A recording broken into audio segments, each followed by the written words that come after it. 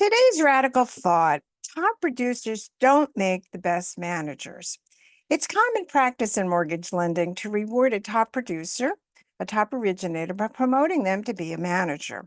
There are lots of reasons why this occurs. For some leaders, it's a way to keep the salesperson. Another is to increase the top producer's compensation by giving them an override if they're able to grow their staff.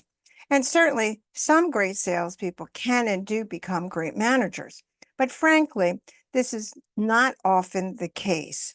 The simple reason is because the two positions of an originator and a manager are completely different and require separate skill sets. I have not even mentioned being a manager during these days is not easy, but you can also say that about originating. Over the years, I've interviewed hundreds of sales managers and even developed a pre-hire and a development assessment for managers with industrial psychologists that many lenders have used. Understanding the personality traits or competencies is critical in order to improve the sales performance of the group. It can be easy to spot individuals who are not matched for the important role of being a good sales leader. Some telltale signs are: one, the sales manager can't let go of the role of selling. When they go on a sales call with their originators, they take over the call and dominate.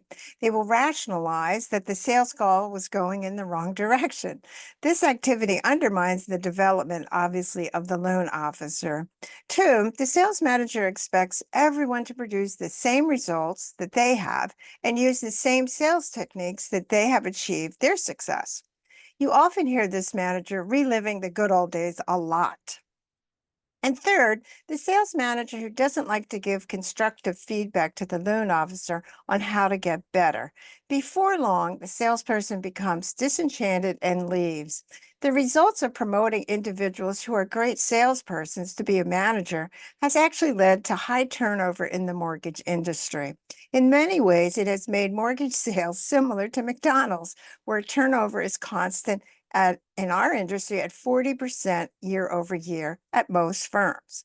I haven't even mentioned when a top loan officer is made a manager, their production is dominant, and their failure to grow their branch ultimately hampers the growth of the company.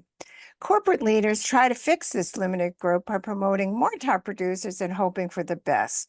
It really doesn't make sense today to recognize that the fact of the matter is the quality of our managers really is important.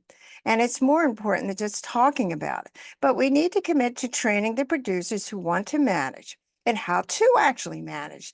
I think our industry's inability to handle downturns would look a lot different if we invested in making our managers better.